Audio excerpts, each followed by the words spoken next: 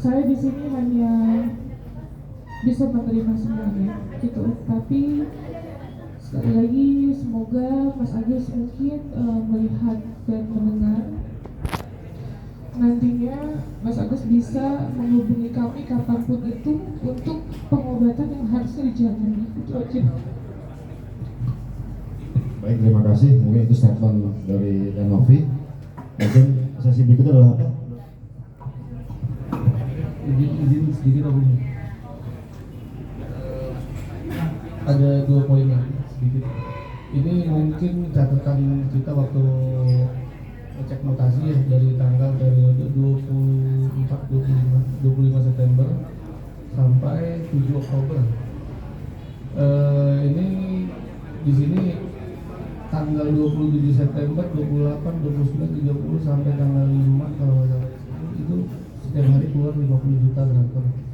Dan yang kita kaget yang untuk pengobatan itu hanya 913.000 di RSCM gitu ya, untuk ya sedangkan mutasi kredit yang kita lihat uang masuk gitu ya 14, sekian juta. Nah itu yang juga jadi pertanyaan. Dan yang kedua, sesuai dengan yang Danovi bilang tadi tentang pengobatan Mas Agus, bahwa setelah tanggal 18 Oktober itu pihak Mas Agus dan keluarganya tuh sama sekali tidak merespon untuk kelanjutan pengobatan gitu. Jadi entah seperti apa langkah-langkah beliau gitu ya, kita tetap follow up sampai dengan kemarin Jumat kalau nggak salah, karena Jumat itu harusnya ada tindakan rencana operasi itu yang dijadwalkan. Jadi ya kita menyayangkan lah tindakan-tindakan yang memang merugikan Mas Agus gitu kan, bahwa udah mau dioperasi ternyata gagal lagi gitu kan, batal lagi gitu. Jadi dan akhirnya kita juga tahu tuh di TikTok atau di ininya Bang FA ya, bahwa dia ke RSUD atau ke RSCM tapi ditolak dan lain-lain. Ya sebetulnya kita sepakat aja lah gitu, proses hukum, proses pengobatan gitu, kita profesional aja gitu kan, bahwa haknya Mas Agus untuk melaporkan sebagai warga negara itu kalau memang merasa dirugikan silakan aja jalan gitu. Tapi untuk pengobatan tolong juga ya Mas Agus tolong diperhatikan, jadi kuasa hukum agar tidak melewat dari kuasanya gitu ya. Kuasanya itu kan hanya untuk proses hukum, bukan yang apa ya, mengintervensi proses pengobatan dan membuktikan gitu. Jadi tolong dipisahkan, tolong diperhatikan kepentingan terbaik Mas Agus untuk sembuh gitu. Jadi apapun yang dituduhkan itu kan berlaku atas siapa yang menuduh, dia harus membuktikan ya Om ya. Jadi kalau pihak Danovi siap untuk memberikan klarifikasi, sudah siap dimana-mana semua bukti-bukti, petunjuk-petunjuk itu cukup terang dan jelas gitu ya. Jadi hanya kekecewaan aja yang mungkin cukup besar gitu ya dari Danovi itu sih. Mungkin ada video sudah yang mungkin sekian kronologi dari kita. Oke, terima kasih Pak Brian Pranida, Teh Novi dan Mas Gary untuk klarifikasinya. Semoga ini bisa menjadi insight yang baik untuk kita semua. Dan sekarang kita akan memasuki Q&A, sesi tanya jawab. Tadi seperti yang sudah saya infokan, untuk para pers yang ingin bertanya, mohon untuk mengangkat tangannya terlebih dahulu, kemudian boleh bertanya kepada Teh Novi, Mas Gary ataupun Pak Brian. Nanti untuk setiap pertanyaan yang memang di luar substansi klarifikasi, maka kami akan menjelaskannya lagi berupa tulisan di selesai acara ini ya, Bapak dan Ibu. Oke, terima kasih. Untuk pertanyaan bisa kita mulai. Satu-satu ya Bapak dan Ibu ya. Boleh berdiri dan ambil mic-nya biar lebih jelas.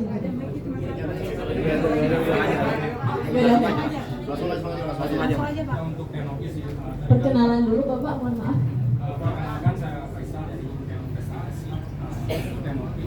Maaf, suaranya digedein ya Pak.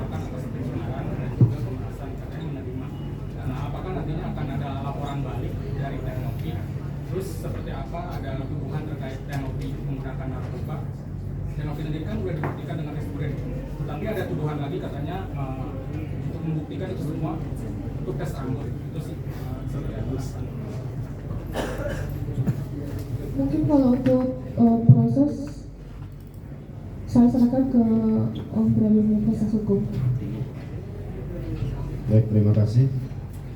Terkait dengan proses hukum yang terjadi sebagai warga negara yang baik, pastinya Teh Novi akan siap hadir apabila terdapat undangan, baik itu sifatnya klarifikasi ataupun panggilan terkait dengan upaya hukum yang dilakukan oleh Mas Agus.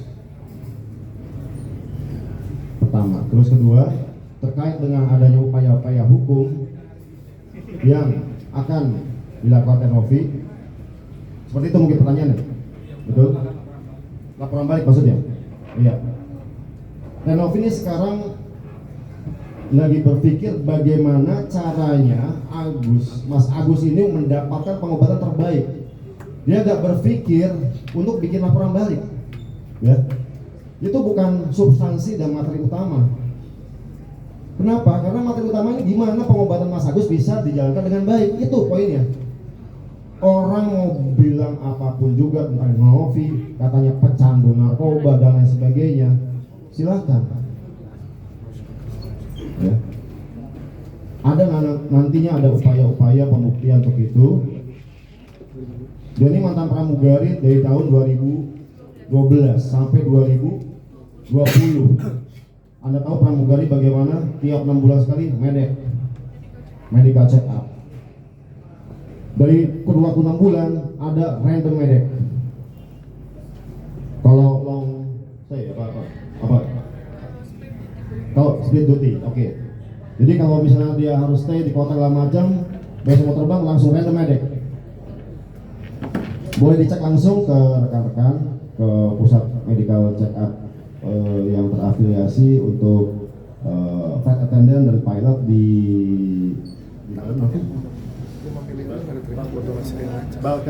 Balai Kesehatan Perhubungan Penerbangan. Silahkan teman-teman langsung cek saja bagaimana sih track record dan hasil mediknya Teh Novi, ya kan? Kita tidak perlu membantah, oh saya bukan pengguna narkoba, saya bukan pecandu narkoba, tapi kita tunjukkan faktanya saja dan bukti, ya kan? Itu yang Teh Novi lakukan. Dia nggak mau membantah, buktikan saja kalau pecandu narkoba, saya lihat ini mediknya, ya gitu. Jadi terkait dengan apa yang diucapkan seseorang di media sosial maupun di muka umum, itu pasti akan ada konsekuensinya. Akan tapi bukan itulah tujuan utama Teh Novi sekarang. Gimana caranya pengobatan Mas Agus dapat dilaksanakan dengan baik. Itu poin. Cukup jawabannya? Itu pertanyaan coba. Terima kasih. Pertanyaannya saya nama Rika dari Media Citra Nusantara.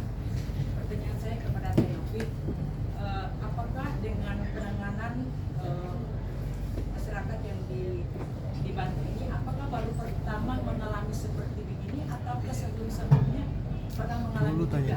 Berapa banyak yang sudah dibantu oleh Yayasan Teh Novi? Donasi buat Agus.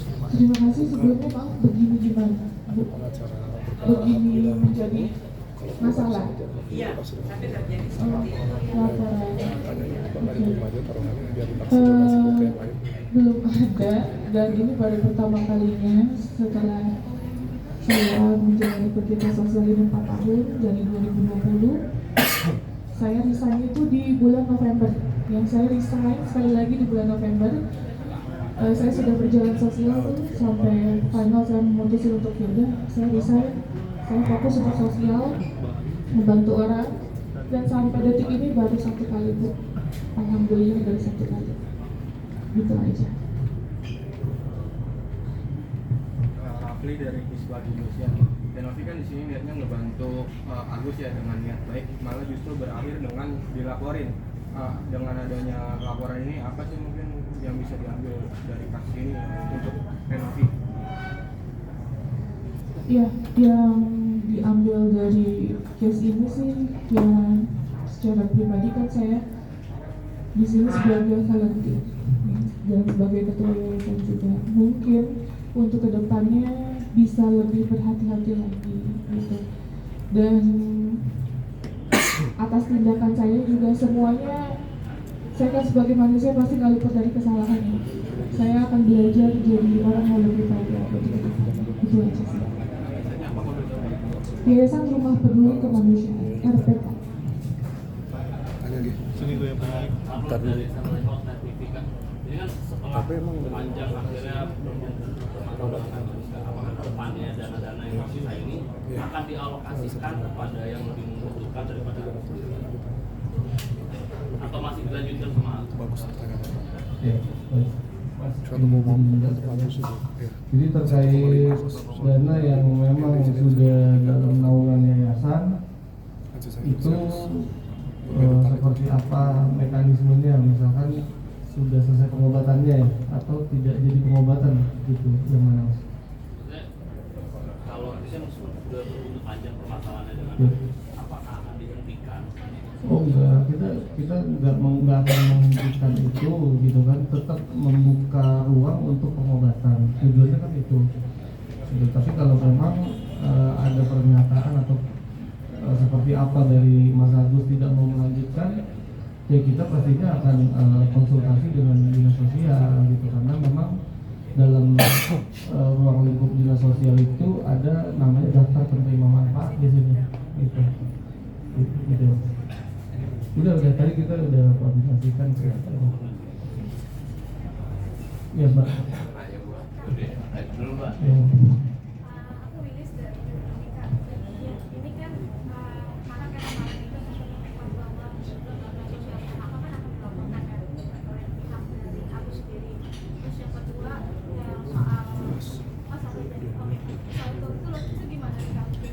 Laporkan apa ya? Iya, oh, mungkin barusan saya ketemu kepala dinas sebelum sini. Gak mungkin. Jadi memang kalau itu gampang banget, nanti kita bisa, ya kita nggak bisa duduk lagi memang gitu kan. Tapi teman-teman mungkin bisa dicek ya namanya yayasannya apa gitu kan, terdaftar nggak di Kemenkumham kan, itu gampang gitu, bisa dicek ya.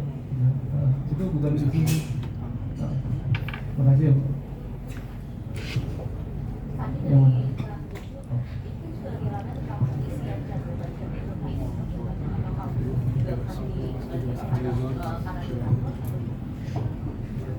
Kalau aku sih izin jawab Mbak. Kalau petisi, jujur itu juga harus klarifikasi. Itu petisi bukan saya yang buat, ya, bukan saya yang buat, dan saya pun tidak mengutus buzzer katanya untuk membuat itu. Saya tekankan, saya tidak tahu menahu, itu netizen yang membuat, dan mereka memiliki hak untuk buat petisi itu kalau untuk saya gitu. Nah kalau ya bebas berpendapat dalam hal apapun, saya menghargai apapun itu sih yang dibuat oleh netizen, dan saya pun pribadi tidak bisa, itu di luar kuasa saya. Sudah sampai 160 ribu kurang lebih gitu. Itu aja sih kalau dari saya, di luar dari kendali saya. Terima kasih. Yang aku tambahin ya, itu isi bunyi petisinya apa Mbak kalau boleh tahu? Kembalikan ke donatur, ini ada salah satu donatur ini. Kalau David mau ngomong, gimana kok balikin nggak kok? Kalau saya pokoknya buat Tenofil yang terbaik.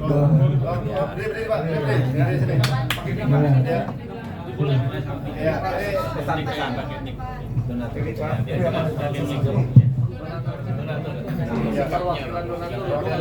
ya memang kalau Assalamualaikum, pertama-tama saya mewakili donatur ya, walaupun ini sebenarnya jangan dihadirkan harusnya, karena kalau tangan kanan memberikan tangan kiri jangan tahu ya. Tapi memang dengan adanya peristiwa ini sangat memukul ya. Yang sangat memukul itu pertama bahwa donasinya tidak tepat guna, itu yang pertama. Dan yang kedua yang benar-benar sangat memukul adalah Tenovi dilaporkan ya, semuanya harusnya tahu bahwa Tenovi jangan sampai dilaporkan, atau uangnya juga masih utuh gitu. Yang penting kalau saya mungkin ya, saya tidak mewakili donatur ya, tapi katakanlah saya mewakili donatur, tetap doa terbaik lah buat Tenovi. Itu benar-benar Tenovi harus tegar, kita pasti bantu Tenovi terus, mungkin itu. Ya, assalamualaikum. Terima kasih. Lanjut ya. Siapa lagi? Sudah cukup pertanyaannya? Ada, oke.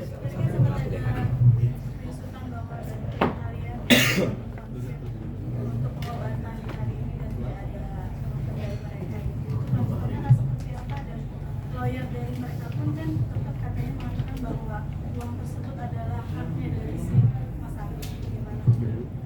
Jadi pertanyaannya tentang kelanjutan proses pengobatan. Karena kan tadi kan sudah konfirm bahwa mereka pun tidak ada respon sama Iya, ya itulah salah satu fungsi konferensi pers gitu kan, untuk menyampaikan maksud dan tujuan. Semoga sampai maksud dan tujuan kami bahwa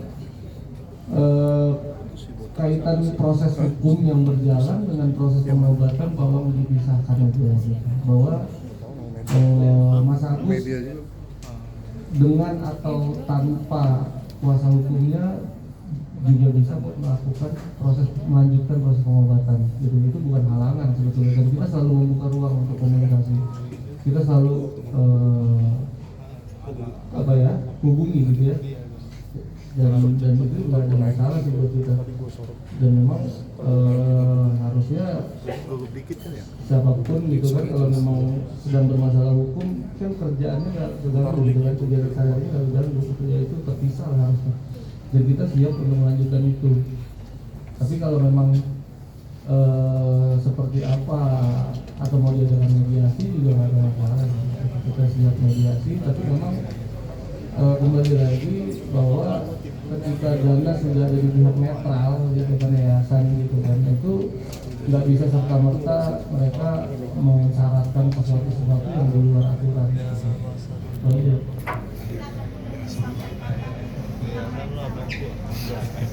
Ya, jadi kita mengharapkan pemerintah itu hadir sebetulnya, Mbak. Dan kita sudah berkoordinasi dengan kepala dinas, mungkin sudah berkoordinasi ya. Kita tidak kebocoran. Jadi sudah berkoordinasi dengan kepala dinas terkait bahwa kalau kita sebagai yayasannya Tenovi itu kiblatnya ya di dalam yayasan, kiblatnya banyak, ada yayasan yang pertama, tapi kalau ini kiblatnya di Indonesia. Jadi seperti apapun beliau sudah menanyakan ke saya seperti apa yayasan Tenovi, kita kembalikan lagi ke Pak Kadis dengan yayasan. Itu saya coba bijaknya seperti apa, dan perlu ditekankan yayasan Tenovi sejak berdiri sampai sekarang itu belum sekalipun terlibat, terbukti melakukan satu tindakan-tindakan yang merugikan atau meresahkan masyarakat. Gitu. Jadi itu harap teman-teman di media lebih bijak dalam memberikan pernyataan, karena kita bisa buktikan gitu kan. Pernah ada juga tuduhan dan itu sudah berhenti penyelidikannya, dan teman-teman bisa lihat lagi, cek lagi YouTube-nya Tenovi, di situ lebih banyak manfaatnya atau mudarat yang bisa disimpulkan sendiri. Mungkin ini udah memasuki moderator judulnya ya. Baik,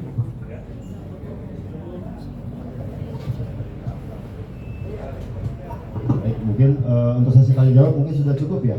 Kita mau mendekati waktu maghrib, akan tapi di sini sudah hadir rekan-rekan advokat senior ya, yang memberikan support, pendapat, dukungan kepada Tenovi di berbagai macam platform media sosial. Untuk itu untuk Dr. Nyoman dari perwakilan para rekan advokat mungkin bisa hadir di sini. Dr. Nyoman, advokat Hermanto, advokat Sylvia, advokat Denis, Bang Jos, Pak David, mau di sini mungkin. Ya, atau di sini biar bisa terlihat oleh Pak David. Ini buat videoin Bang. Bang, sini Bang. Mari Bang. Silakan.